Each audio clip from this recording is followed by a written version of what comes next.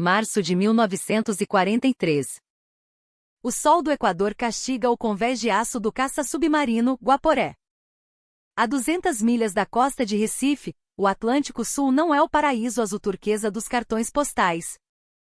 É um campo de batalha silencioso, uma imensidão traiçoeira onde o inimigo não anuncia sua chegada. Há 47 dias no mar, a tripulação brasileira sentia o peso da guerra em cada balanço da embarcação. A rotina era uma mistura de tédio sufocante e pavor súbito. O inimigo era um fantasma.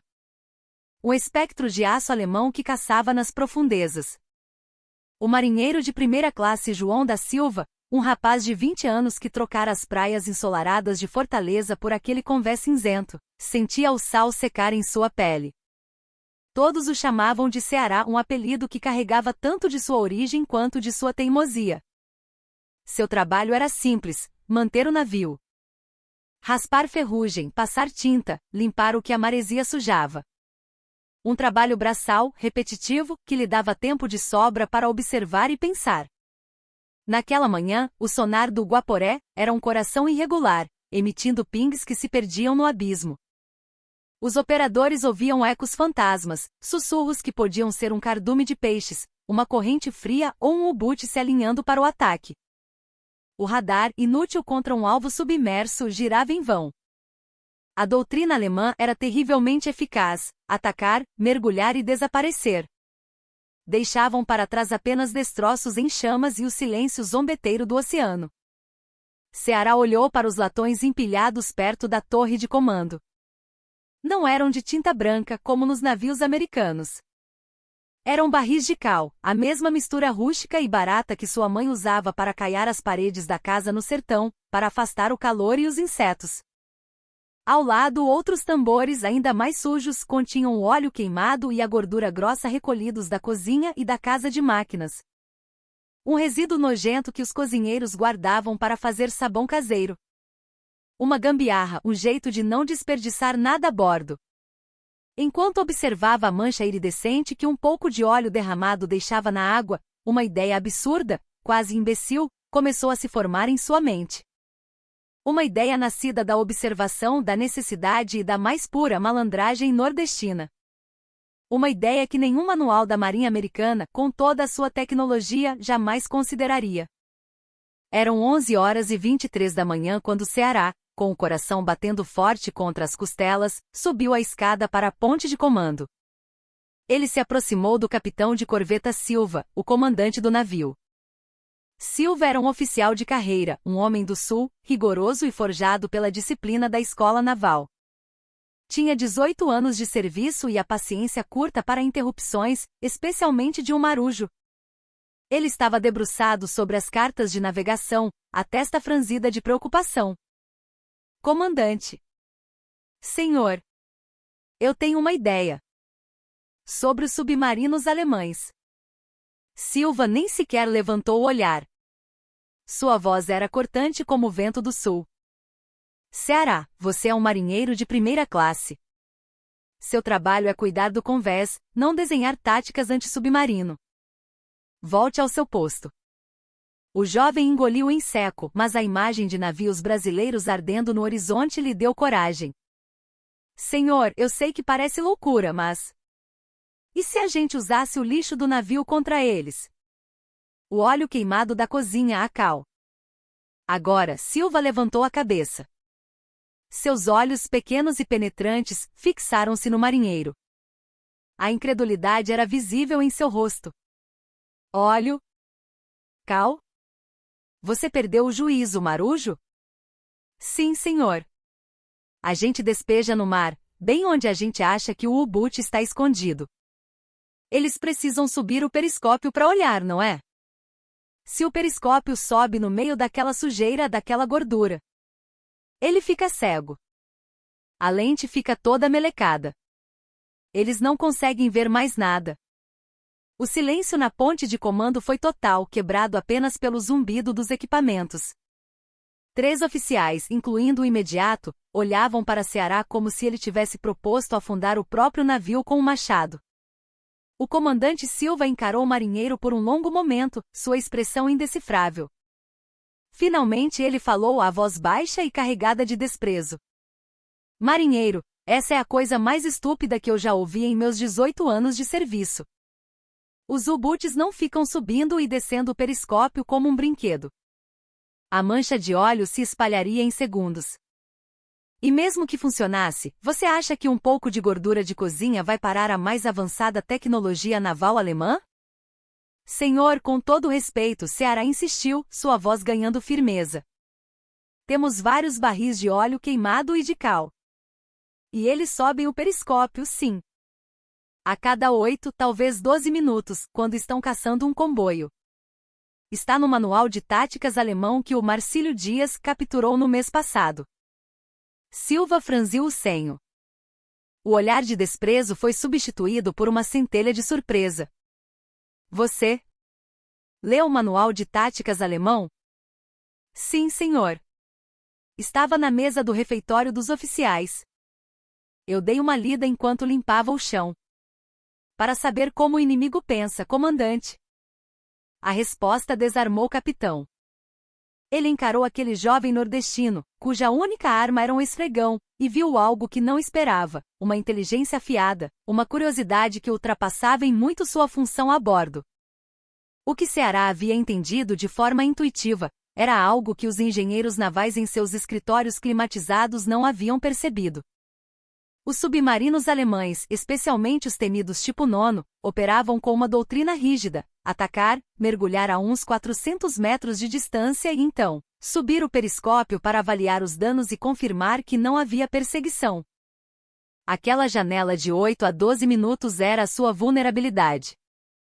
E a mistura de cal e óleo queimado, uma meleca gordurosa e pegajosa, tinha uma propriedade peculiar: aderia a qualquer superfície metálica úmida com uma teimosia infernal. Uma vez grudada, a água do mar não a dissolveria. Seria preciso um solvente forte e muita esfregação para removê-la. O comandante Silva não autorizou o método. A ideia era ridícula demais, heterodoxa demais. Uma gambiarra. Despachou o Ceará com uma advertência severa para que se concentrasse em suas tarefas e esquecesse aquelas fantasias. Mas a semente daquela ideia estúpida havia sido plantada em sua mente. Então o inferno chegou ao Atlântico Sul. 28 de março de 1943. Eram 14 horas e 37 quando o rádio crepitou com uma mensagem desesperada. O comboio JT-3, a apenas 30 milhas náuticas a leste da posição do Guaporé, estava sob ataque. O 199, um dos lobos mais letais da matilha de Donitz, um gigante do tipo IXD-2, havia encontrado sua presa. Em 11 minutos, 5 navios mercantes brasileiros, carregados com borracha, café e esperanças, foram torpedeados. O Guaporé virou sua proa e acelerou com força total, seus motores diesel protestando. Chegaram ao local e encontraram um cemitério flutuante. Chamas, fumaça negra e os destroços de vidas e cargas espalhados sobre as ondas. O sonar conseguiu um contato. Um ping claro e sólido. O 199 estava ali, embaixo deles, talvez a 110 metros de profundidade, seus tripulantes ouvindo satisfeitos os estalos dos cascos se partindo. O comandante Silva ordenou um ataque com cargas de profundidade. As explosões submarinas levantaram colunas de água branca. O navio tremeu. E então? Nada. O contato do sonar desapareceu. O U-Boot se fora. Ou talvez nunca tivesse se movido, apenas se calado, esperando que eles fossem embora. Eles estavam caçando às cegas. A frustração na ponte de comando era palpável, um gosto amargo de metal e impotência. Ceará estava no convés, ajudando a recolher os poucos sobreviventes que boiavam em meio ao óleo diesel dos navios afundados.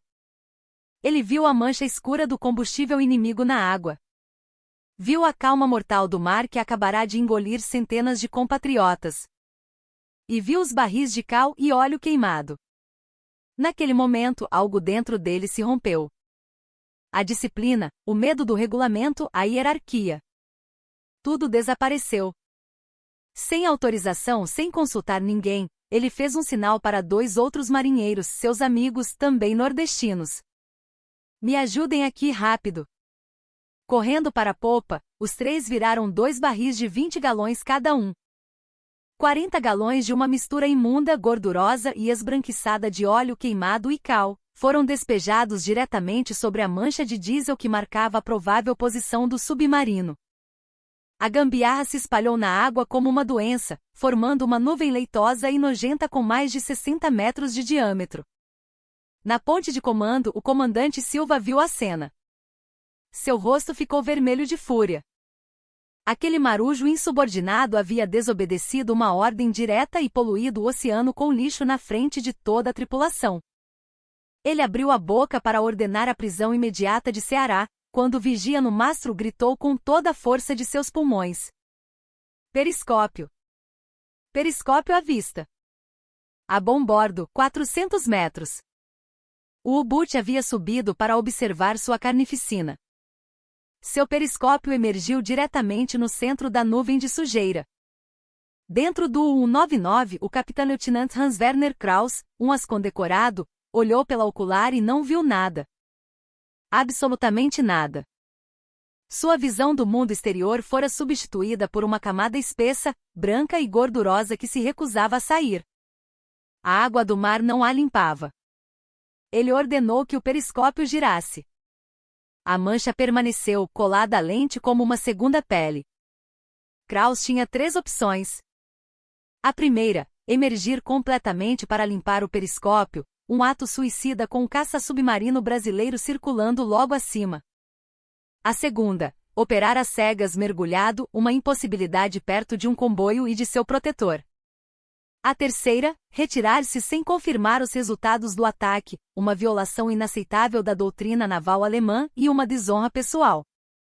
Kraus, arrogante e confiante na superioridade de sua máquina, cometeu o erro fatal. Ele escolheu emergir. Às 14h52, o colosso de aço do U-199 rompeu a superfície a menos de 400 metros do Guaporé. Era uma visão aterrorizante e magnífica. Sua torre de comando estava completamente branca, o periscópio cego e sujo.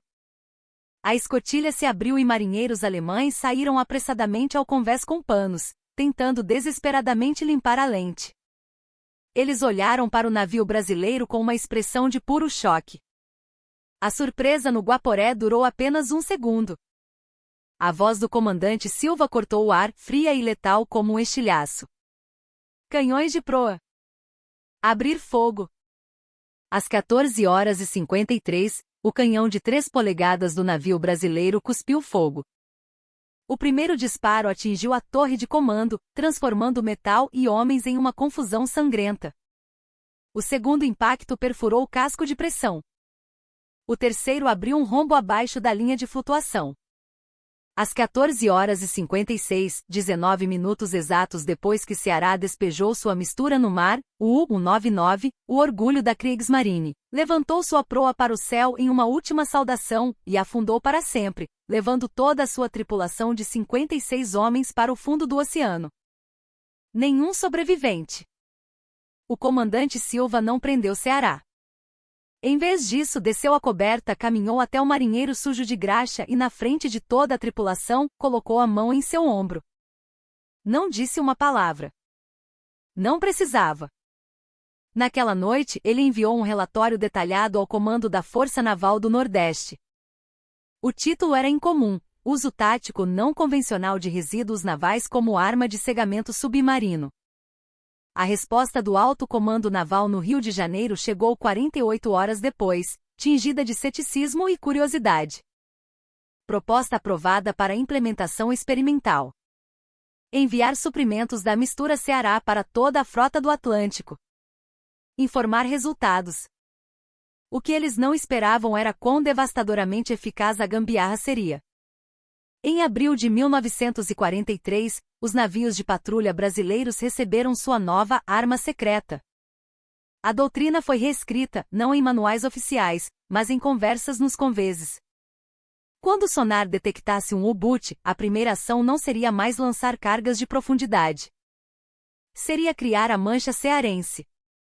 Despejar de 40 a 60 galões da mistura em um círculo sobre a posição estimada do inimigo. E então esperar. Os comandantes alemães, criaturas de hábito e doutrina, continuaram a subir seus periscópios. E um por um, ficaram cegos.